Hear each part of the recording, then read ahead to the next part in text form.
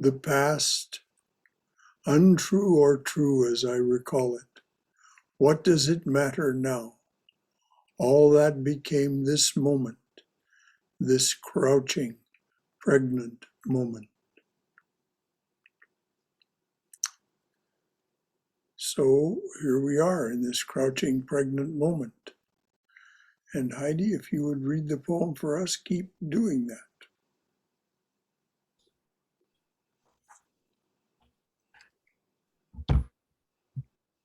Keep doing that. Love, you have wrecked my body. Keep doing that. I am more well with this deep ache of missing you than connect with the physical wonders you can pacify us with. Keep doing that. Love, you have wrecked my body. Keep doing that. I am more well with this deep ache of missing you than content with the physical wonders you can pacify us with.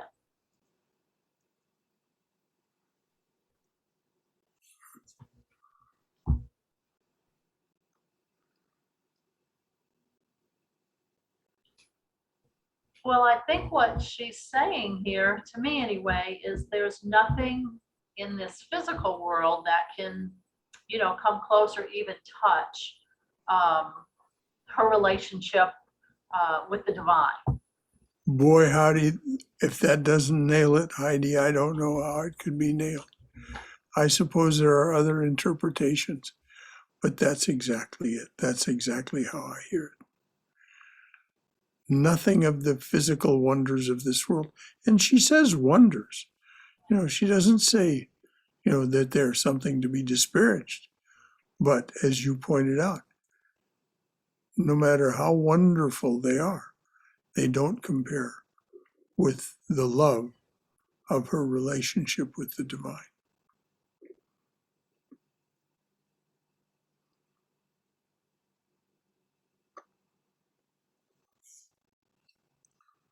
Anybody else got anything to say about this sweet poem?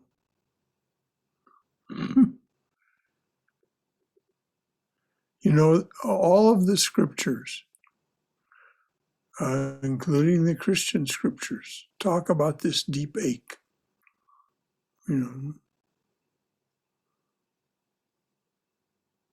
Christ talks about it as those who labor and are heavy laden.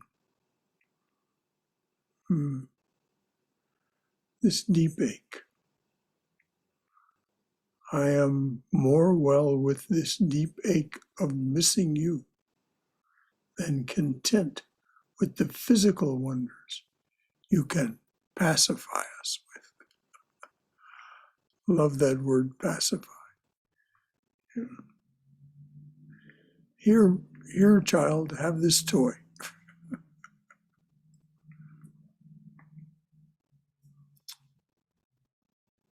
Ima, would you like to read Our Eyes Should Be? Sure, Brother Shankara, I will. Definitely.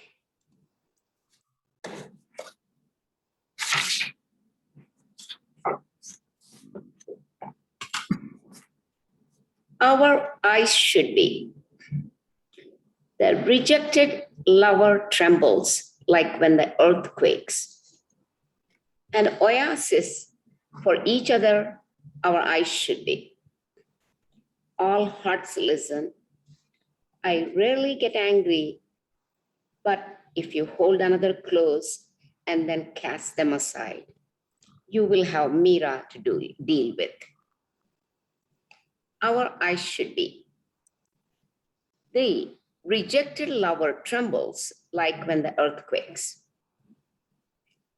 An oasis for each other, our eyes should be. All hearts listen. I rarely get angry, but if you hold another close and then cast them aside, you will have Mira to deal with. So beautiful. Yes. Thank you. So beautiful. What a Oh, what a strong promise. Yes. And I love the line, an oasis for each other, our eyes should be. Well, what do you think she's promising? I mean, what do you think she's saying? I think that all of these illumined souls have an eternal presence.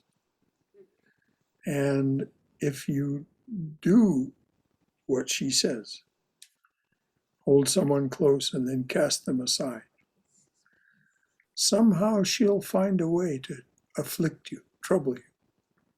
If it's only just your conscience, or Lord But only knows. what if the casting aside is a necessary putting aside?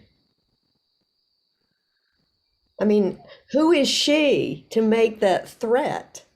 I don't know. Well, she's Mira. That's all we can say. I guess so. I have to say this, just in explanation of my responses to her, is I just really, I don't resonate with her, as the kids say. I just don't. I don't. She seems like someone who's just always running around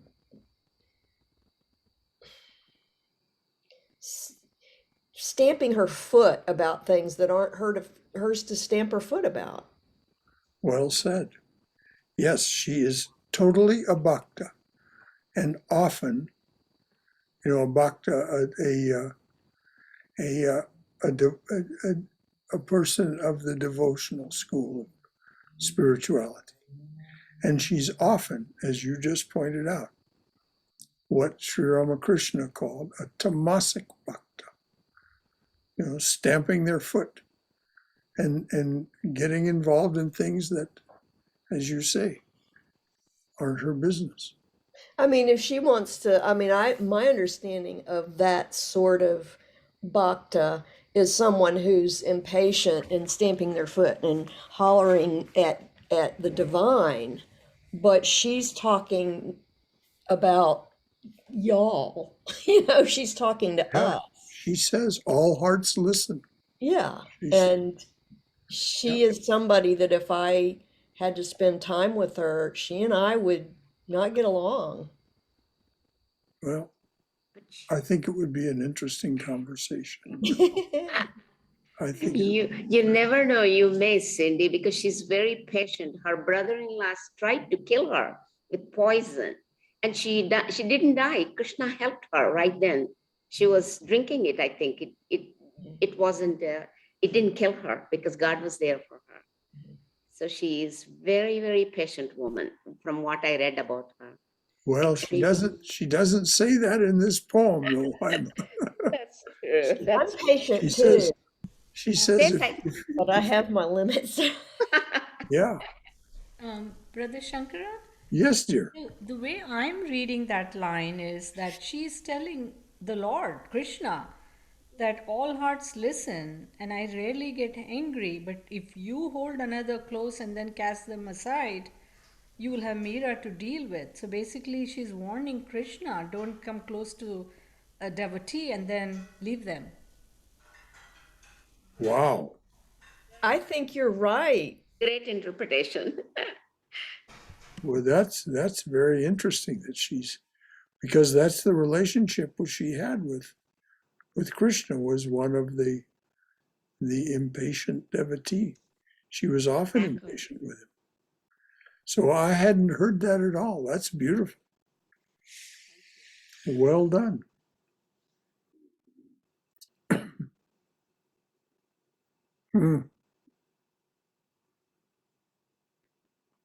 Thank you. Thank you, Swayam. That's a very good interpretation. Yeah, I didn't read that either, that version, so. Well, that's why we gather like this. Gives me something to think about too. Right. And if I can just say too, June just called me and Yes. she's having trouble logging in. Oh, poor So she's dear. gonna try again, okay? But Okay. That was her just letting me know. Well, I saw you disappear, and I'm glad. That was you it. told Yeah, us. Yeah. she just called, so Well, maybe she'll be able to join she'll us. pop up, right? I hope Yeah. so. Well, I know that Barbara will be helping her. There Yeah, she is. there she, okay, yes, good. Hello, June. Oh, she's muted. Well, They're working on it. they'll figure it out, Yeah. no doubt. Okay. But thank you for letting us know, and there she is. I'm so glad. Oh, yeah, look at that. Maybe Mira had something to do with that, huh? Could be. So, Cindy, why don't you read this next poem, A Limb Just Moved, and see what you think about that one. There she is. Hey, June. There you go. Hi. So good to have you with us.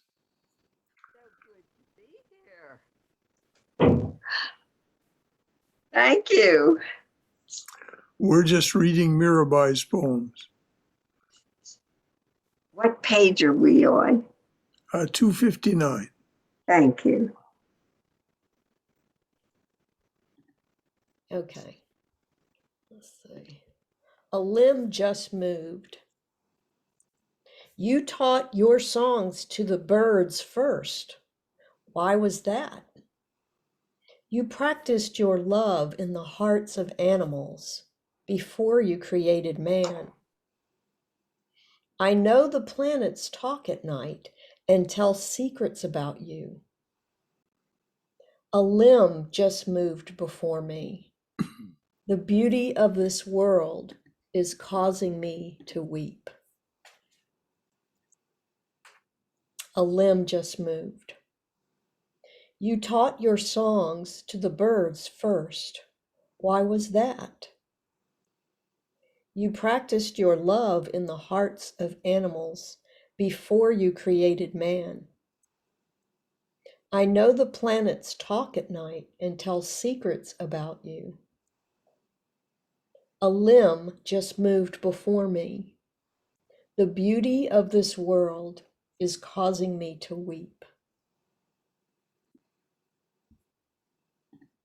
Well, of course I love this one.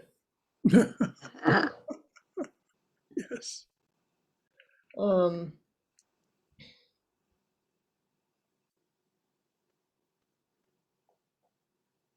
You know, I don't know if her first question is rhetorical or not. I'm thinking it is.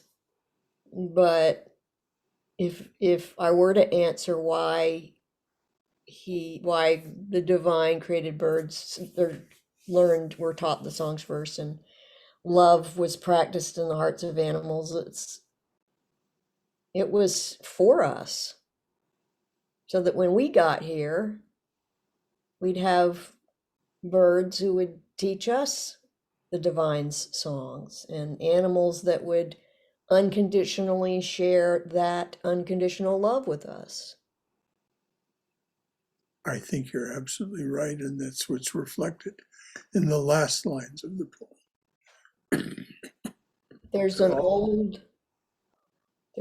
old, probably ancient poem, and it's one of these sort of Zen poems. I can't remember who wrote it or what exactly it said, but the gist of it was, if the cranes, the birds, if the cranes are gone, who will teach us to dance? Ah, And I always loved that. I saw that decades and decades ago, and it was put with a beautiful photo of two cranes. They kind of have this dance that they do sometimes. yes, they do. They do a love dance. Yeah, and it's quite something. And It's quite a courtship. Yes. and I never really thought about it until this moment reading this poem, but the divine, it's like we have learned so much of what we have learned about living, loving being from animals and plants. and they were here first, so they were created first.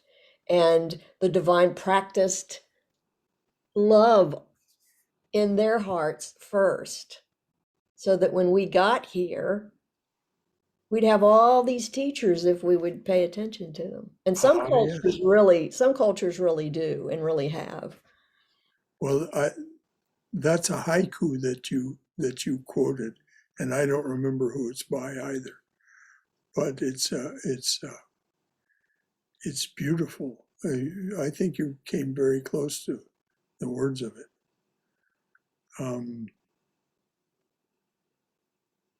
Yeah, And a limb just moved before me. The beauty of this world is causing me to weep. And I feel that way. I mean, I feel more moved by nature and the beauty of the natural world and humans when they allow themselves to be more natural humans and drop a lot of pretense and just be. yes, And that is when the divine shows up for me more and is just astounding, yes, awesome, and weep worthy. yes, we were. Mm. Well, you were telling me today about the squirrels. How the squirrels are they're busy preparing for the winter. They're already starting to bury nuts. And, they're just so natural and so perfect in what they do. And they seem to have fun doing it too. I don't know, maybe I'm projecting, but it looks fun. Well, it does look fun the way squirrels behave. Not always, but mostly. And I also in this poem, I mean, I really, really like this poem because there's not a word in it that that's misplaced for me. But the one that I haven't mentioned yet is I know the planets talk at night and tell secrets about you. That's just whimsical, to me. And I love it when people talking about the divine get away from the earth a little bit.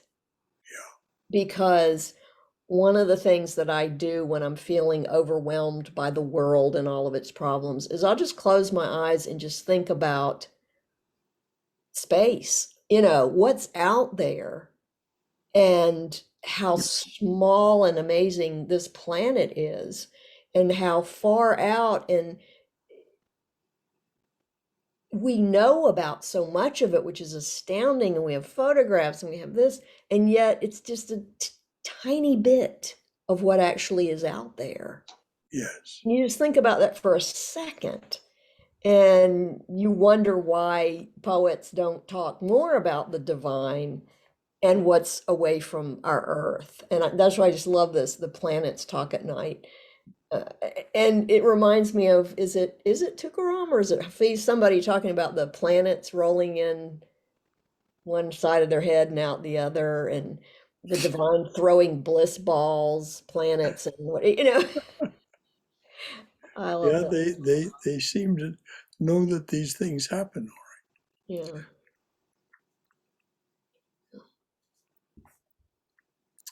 Anyone else have anything to say about this lovely poem? Yeah, I'm again struck by the conversational tone of this poem. How close Meera is to Krishna that she can talk so freely with him, and and and, and thus she's moved by the beauty as well. Yes. I mean, to have that kind of relationship, oh my gosh. Well, that's what when a great sage offered her liberation, freedom from having to return to human form. The story goes that she said, "What? And not be with my Krishna? I've been with my Krishna all these many, many, I don't know if she mentioned a number of lifetimes, but all these many, many lifetimes. That's what I want. I don't want to be free from this. So the relationship, even though it causes that ache, now, even though it causes her to weep, sometimes weeping bitter tears, as she tells us. But I think you're perfectly right, Swayam. She is able to talk with Krishna.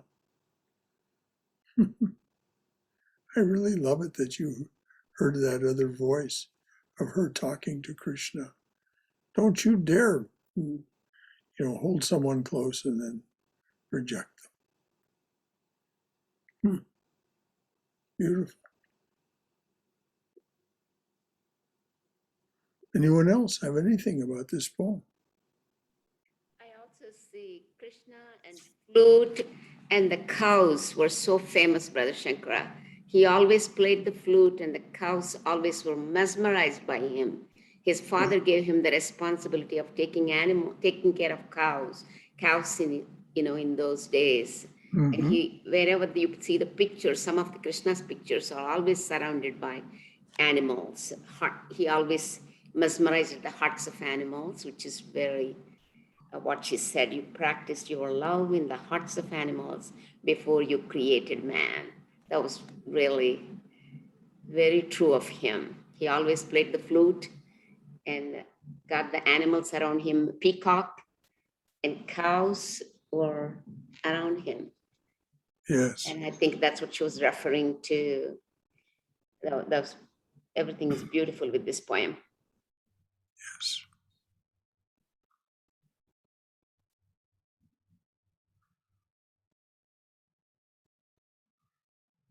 So I'll read this next one. It's very short. Preference. Stuck with another day.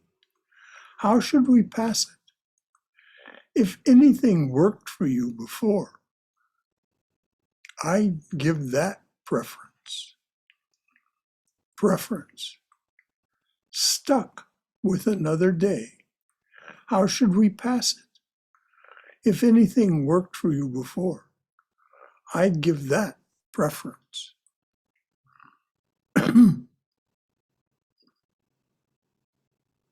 Wise words.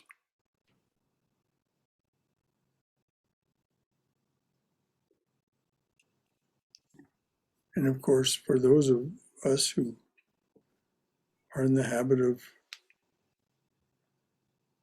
practicing some sort of spiritual activities, when we learn the joy and fulfillment of that, then this poem resonates with us in that way. Anything else from anyone about this one? The way she says stuck with another day. Yeah.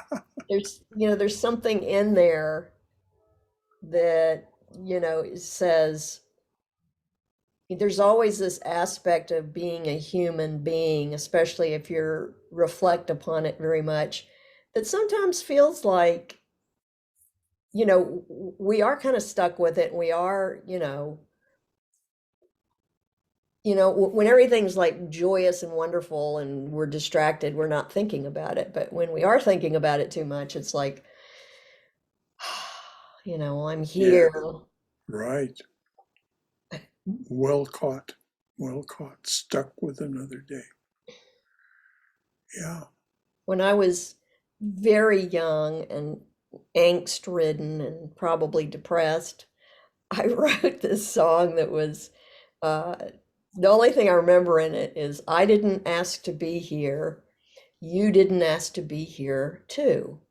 Nobody asked to be here, but here we are. Now, what are we gonna do? And that's what that stuck with another day. How should we pass it? It's got that feeling to me. Yeah. But As then she jumps into therapist mode.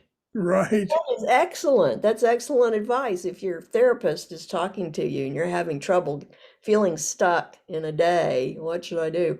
Well, anything that worked for you before, do that. Good Yeah. advice.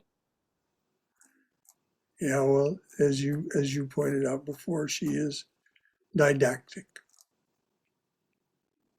When we get to St. John of the Cross, we'll find some interesting lines about this business about being stuck with another day. And when I first read this, oh, I don't know, 3 weeks or so ago, something like that. I mean, quite literally, the Delta variant of COVID was, coming on pretty strong. And I was like, okay, because I pulled back on a lot of my activities, and I'm like, here we go again. And so it was like, Right. oh. So it was, okay, what have you been doing for the last year and a half, Heidi? Keep doing it, and the spiritual practice obviously, helps with all of that stuff too. But Yes. yeah, that I read that and I was like, oh gosh, so it was timely for me personally.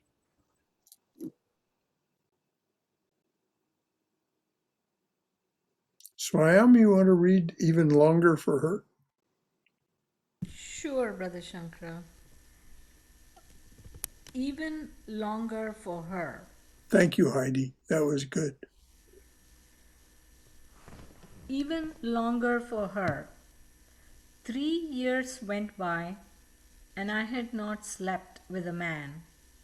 I consulted the moon about this, and she said it had even been longer for her, but she didn't think she was missing much. Even longer for her. 3 years went by, and I had not slept with a man. I consulted the moon about this, and she said it had even been longer for her, but she didn't think she was missing much. I can't make out this poem. Well, I think it harks back to that poem where she talks at the end about how men can be such brutes.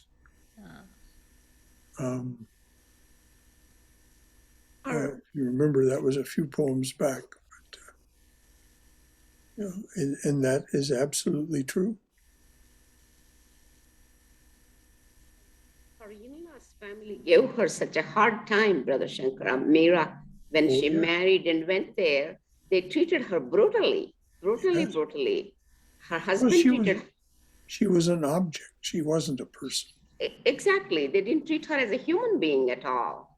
So, but she endured all that pain, and the husband abandoned her for a while, and then he apologized, and she came back. Then he died, and then after that, the family treated her even worse. So Tried to kill her, as you said. yes, they tried to kill her, and they did so many atrocities.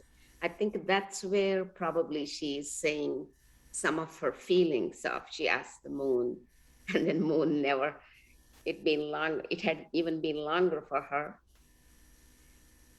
So But there's just no two ways about it that sure. in this patriarchal world, men feel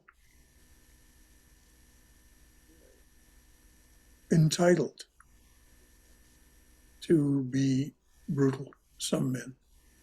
Some families And when they do that, of course, it's going to result in lines like this in this poem.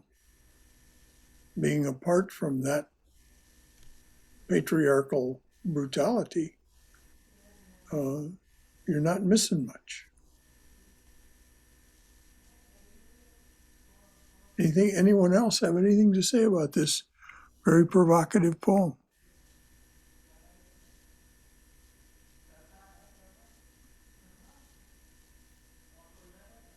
Is there is there any symbolism to her consulting the moon about it? Well, the moon, of course, is always the reflected wisdom, the reflected glory of the one, of the sun. In all, I mean, this is, in terms of symbolism, when we think about the moon, and because it's a rare human being that can endure the direct wisdom of the divine, according to the scriptures and other other things said, that most people, if they become exposed to that state called nirvikalpa samadhi, the highest, the peace that passeth all understanding,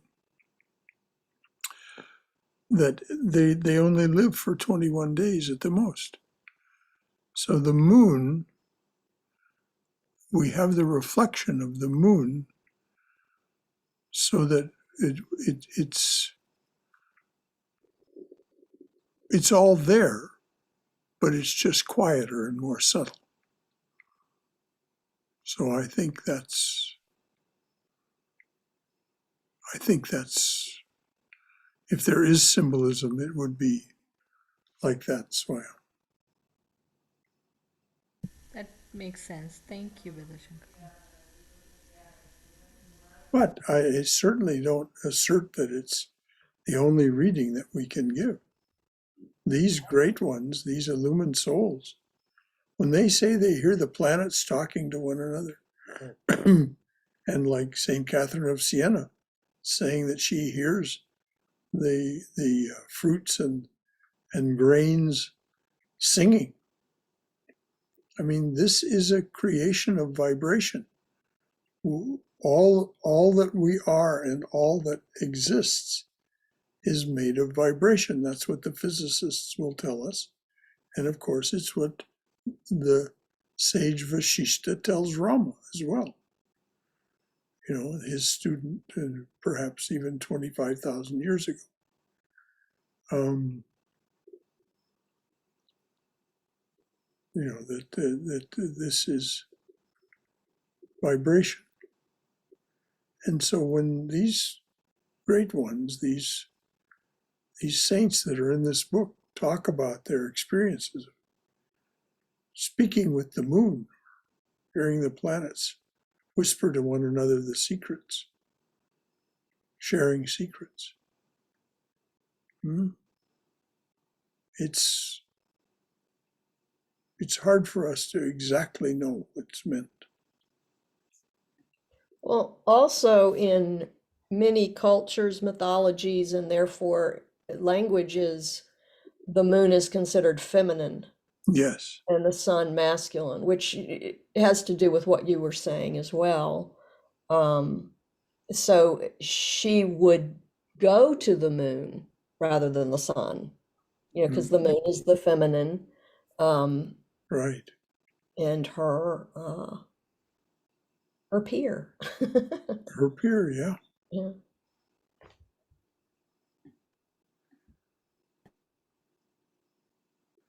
Aaron, do you have the book there in front of you? I don't have it in front of me. I can go get it though. Well, I was just wondering if you'd like to read a poem. There's this very short one. But I'll just ask Heidi to read it. Okay. And if you could go get the book, that'd be good, Aaron. Okay, fragile. So fragile, this petal the earth, as fragile as love. Fragile. So fragile, this petal the earth, as fragile as love.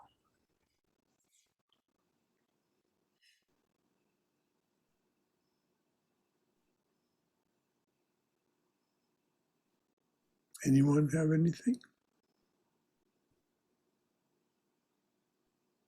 Earth is fragile, Brother Shankara. I thought Earth has the most forbearance.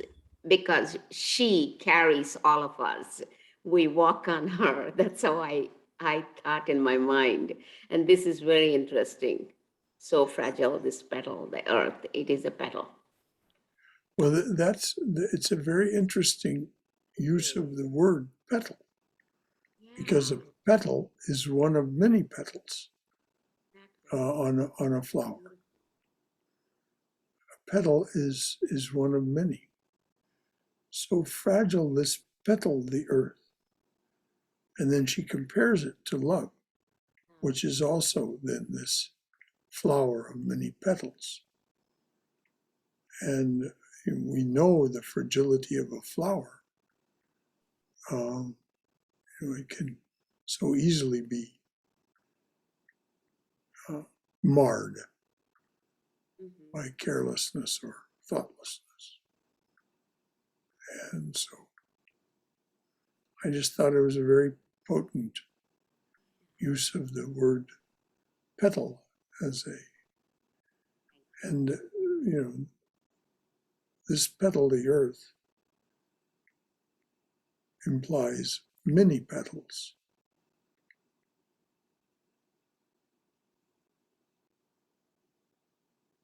Anyone else? Anything?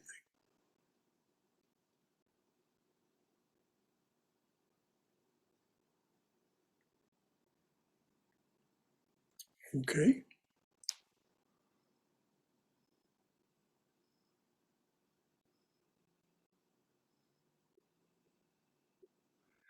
So, Aaron, have you gotten the book? Yeah, I have the book, but I can't find what I can't find what page we're on. 262.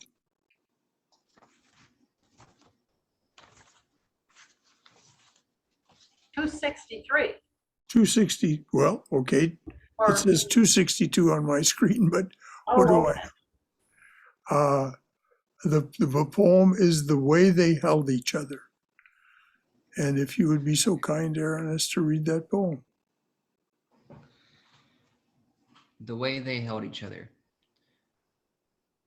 A woman and her young daughter were destitute and traveling to another country where they hoped to find a new life. 3 men stole them while they were camping. They were brought to a city and sold as slaves, each to a different owner. They were given 1 minute more together before their fates became unknown. My soul clings to God like that, the way they held each other. Okay, please read it again. The way they held each other. A woman and her young daughter were destitute and in traveling to another country where they hoped to find a new life. 3 men stole them while they were camping. They were brought to a city and sold as slaves, each to a different owner. They were given 1 minute more together before their fates became unknown. My soul clings to God like that, the way they held each other.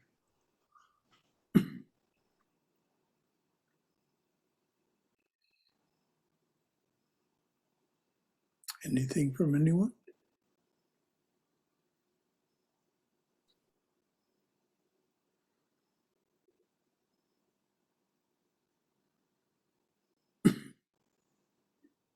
This is this part of bhakti yoga that I don't get. I mean, I get it, but I don't get it, because this is like talking about this just gut-wrenching, heart-wrenching separation of this mother and her daughter, never to probably see each other again. And all kinds of things come to mind of real life situations where that's been, where that's happened. And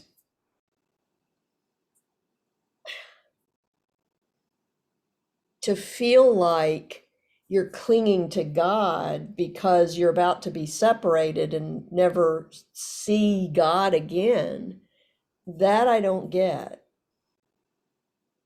Well, this is that it seems to me, and I certainly understand what you're saying, it's that intense, very dramatic, That is dramatic. very dramatic way of being with the Lord. And, we see it in others. We see it in St. John of the Cross. And,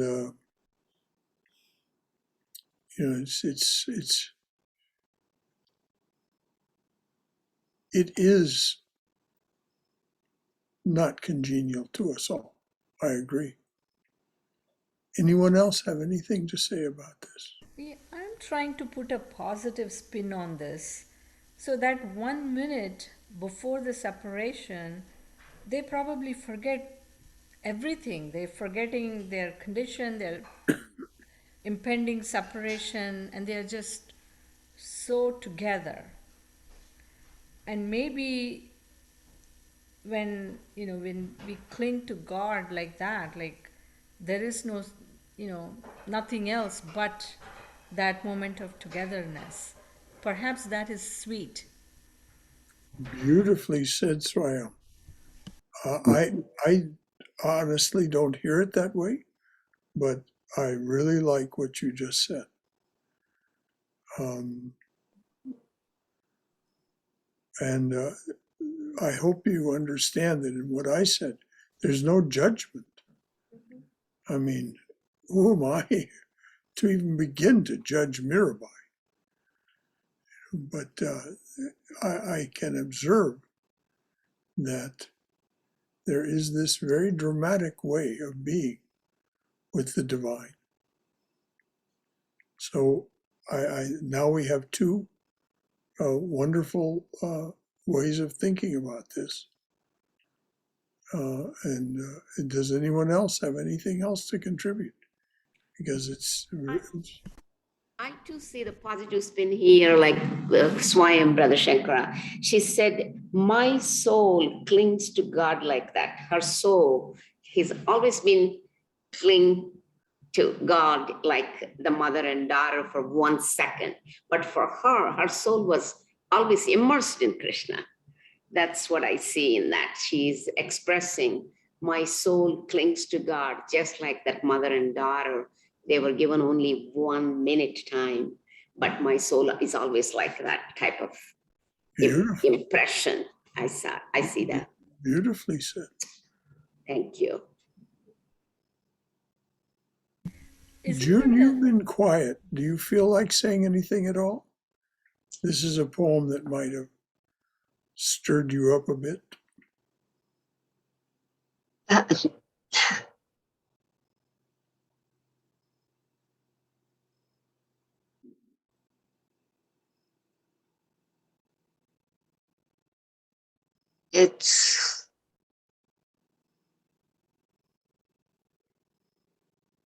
It's beyond me to even speculate how that mother felt.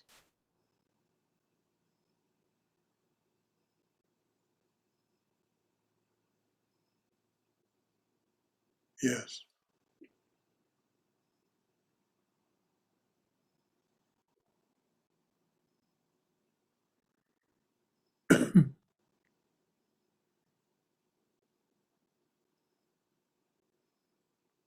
Anything else from anyone? June, I love your pillows. Um, but Brother Shankara, isn't there a line in Chaitanya's prayer that kind of talks about that moment of, even a moment of separation from you, Krishna? Yes. Prostrate at thy feet, let me be in unwavering devotion, neither imploring the embrace of thine arms, nor bewailing the withdrawal of thy presence, though it tears my soul asunder. O Hari, who stealest the hearts of thy devotees, do with me what thou wilt, for thou art my heart's beloved, thou and thou alone.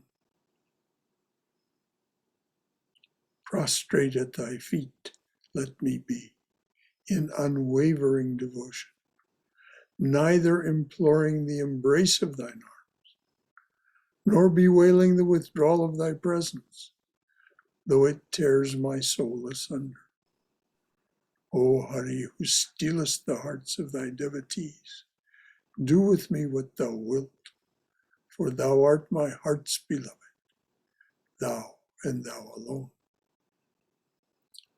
And of course, this is a different kind of bhakti, a different kind of devotion that is not imploring the embrace.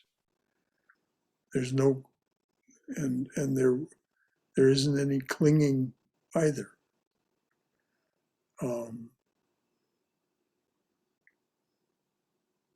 It's a very stern kind of few lines. But then the end, do with me what thou wilt, for thou art my heart's beloved. And so that, to me, that's the contrast between the life of the mind, where there's imploring and lament at separation, and the life of the heart. Because there's, as Swayam pointed out, in that there is never any separation.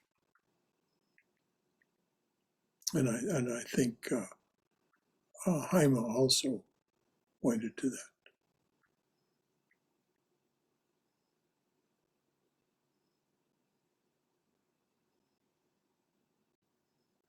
But I like what June said. If we let our hearts rest on the way that mother must have felt.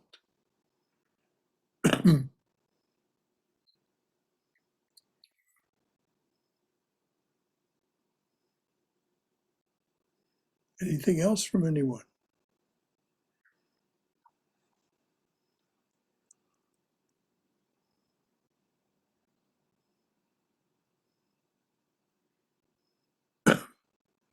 Devotion is not dogmatic either. There is no one way of being in love with the divine presence. Some are they're mad for God. Mirabai is an example. Others, their love is quieter. Now this next poem is very long, so we're probably going to just get it read, but we won't have much time to discuss it. Cindy, do you feel up to reading this one? It's a long one.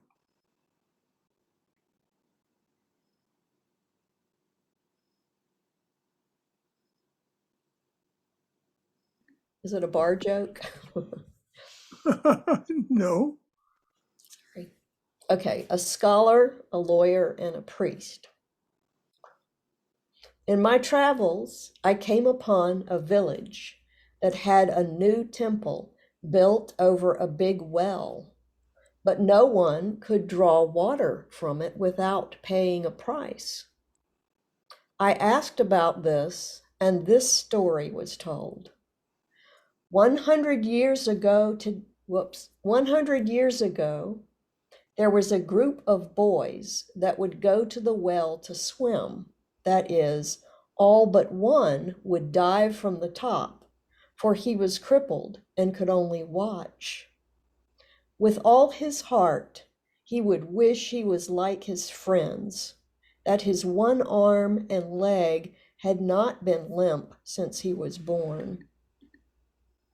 One day, when it was especially hot, he was watching his friends cut up and laugh at the bottom of the well. They all turned to him and stared in awe, as if seeing something miraculous. The crippled boy turned around, and Krishna was standing there, smiling wonderfully, and said, It sure is hot today. Climb on my back. We will dive in. And they did. Krishna never came up from the bottom of the well, it is said. And when the child who had been on the back of Krishna came up, he was no longer crippled and remained healed the rest of his life. The fame of the well spread, and many legends and rumors naturally evolved and began to circulate. But the water remained free, and hundreds would travel to drink it and camp there at night and tell the different stories they had heard. The point being, they would be thinking of the Lord and participating in the stories in a way that helped them most. If one unveiled word from God touched this earth, it would ignite like a rag soaked in oil. All we can bear of the truth is hearsay and rumors. In this starving world, what feeds, let feed.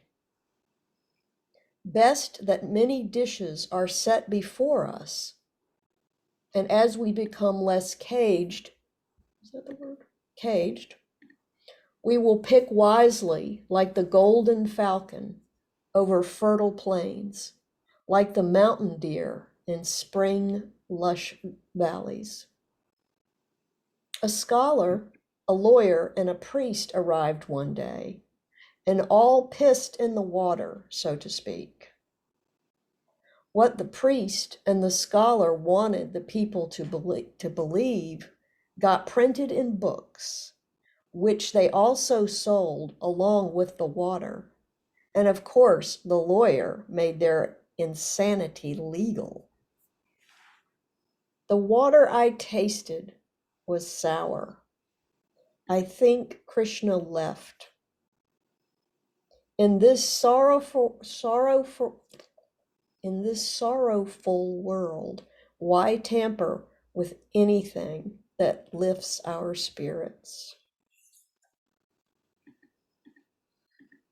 Oh, okay, I'll read it again. A scholar, a lawyer, and a priest. In my travels, I came upon a village that had a new temple built over a big well, but no one could draw water from it without paying a price.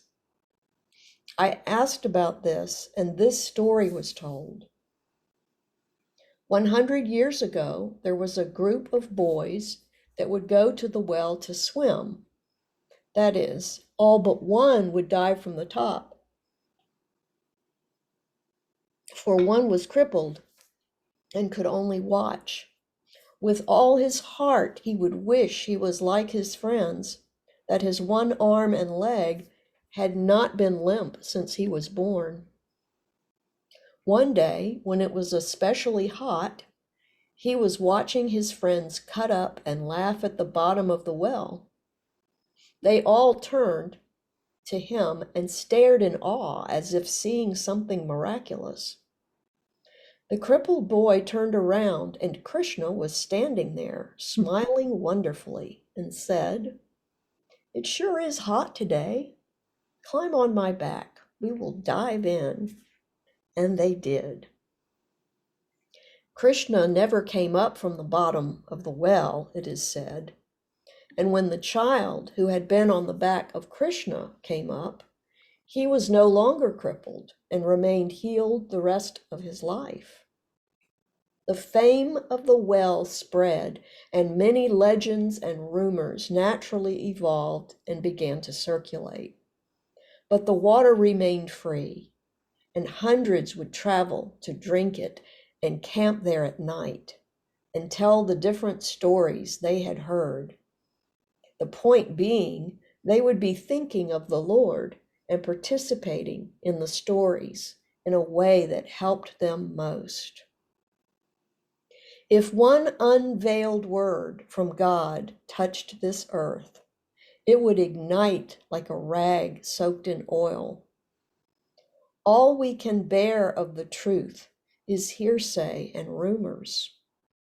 In this starving world, what feeds, let feed.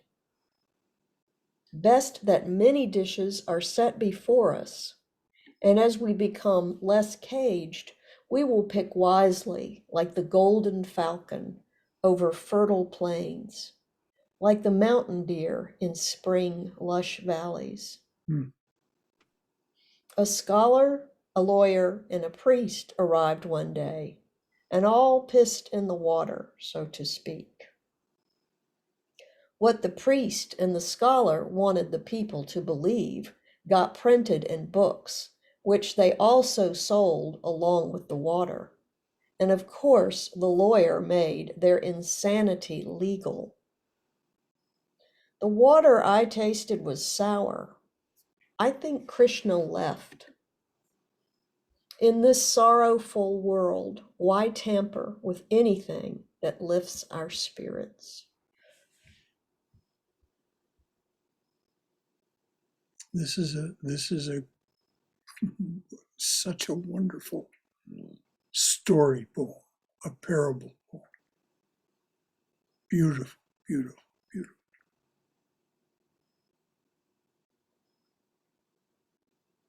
And the way it ends, why tamper with anything that lifts our spirits? But not one of these saints fails to remark on the horrors that come from the commercialization, or the word these days is monetization, of the wonders that we discover and that are there. I love the lines about the people camping.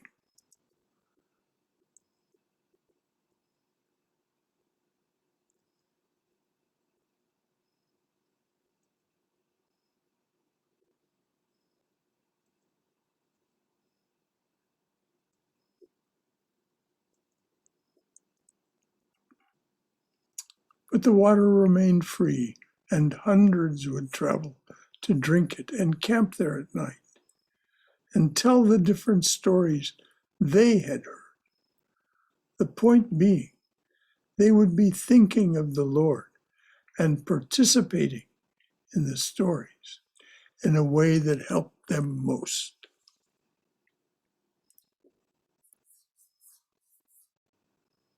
So let us be glad of one another and this gathering that we do on Monday nights, because I think we're telling one another stories of our own understanding and interpretation, and joy and wonder. So, anything else from anyone? I'm glad we're back. All right, I have just this to say. Over the August break, there was actually a decrease in energy. It didn't restore me. And so what happened was, this past week, the week before the weekend, I spent a night in the hospital. I went in for a heart catheterization, and they looked at the arteries of the heart, which are, the cardiologist was radiant when he said, they're running wide open. And so this allows me to have a different kind of cardiologist. They refer to them as electricians. Do a different kind of procedure to improve the performance of this heart. And I meet with him this coming Thursday And at that time, I'll find out exactly what it is that is proposed. But the reason I bring all this up, just to share it with you for one thing, but also to let you know that at some point I'm likely to have, this is what we're going to discuss on Thursday, a different kind of open heart procedure, one where they don't go through your chest like they did when I had the bypass grafts in 2015. They go through your rib cage. But even so, it's an open heart procedure. And so I will probably be out of commission for some days. And I'll let you know all about that next Monday, if there's anything remarkable to say. So that's the good news and the kind of, it's a little daunting to think of having another open heart procedure, but I'm in the hands of the divine. Thou art my heart's beloved, thou and thou alone. And so there we are. Anything else from anyone before we close this evening? We will keep our prayers for your well-being, Brother Shankara. Thank you. I'm so glad to see you and everyone Yes. back into real life now, spiritual life. It's wonderful to be here. Thank you. It's good to be with you. Best of luck, Brother Shankara. Thank you, dear. O Lord, take my hand. O Lord, take my hand. Without thee I may fall. Without thee I may fall. O Lord, lead me on. O Lord, lead me on. Without thee I may stray. Without thee I may stray. O Lord, draw me near. O Lord, draw me near. Thou art my all in all. Thou art my all in all. Without thee I may fall. O Lord, fill this heart. O Lord, fill this heart. Thou art my all in all. Thou art my all in all. Without thee I may fall. O Lord, take my hand. Om. Amen. May you all be safe. May you all be healthy. May you all be cheerful. May you all have peace of mind. May we all go forward in the loving and protective embrace of the divine being as our mother and father. Thank you, Brother Shankara. So until next Monday, when I look forward to seeing you and perhaps even more folks again. But it's lovely to be with you. Anything else from anyone? We're meeting tomorrow, right, Brother Shankara? Oh, yes. Yeah, we'll be there, realize. Tomorrow evening is the study of the life of Holy Mother, Sri Sharda Devi. For those of you who don't know who that is, it's not important. It's one of the saints of this lineage to which I belong. Well, thank you so much for tonight. And again, you're always in our prayers. So Thank you. Thank you, Heidi. Wonderful to be back and see everybody, and have a good week. Yes. Thank you, everybody. So sweet to see your face, June. And so nice to hear your voice. That goes for all of you, of course, but I always remark on June because she's so dear to us. I love June's room and her decorations. It's just so tasteful. The pillows and everything. So nice. It's sweet indeed. All right. Good night, everyone. Thank you. Until Good night, next everyone. time. Thank you. Thank you. Good night, June. Good night. Bye. Good night, everyone. Good night.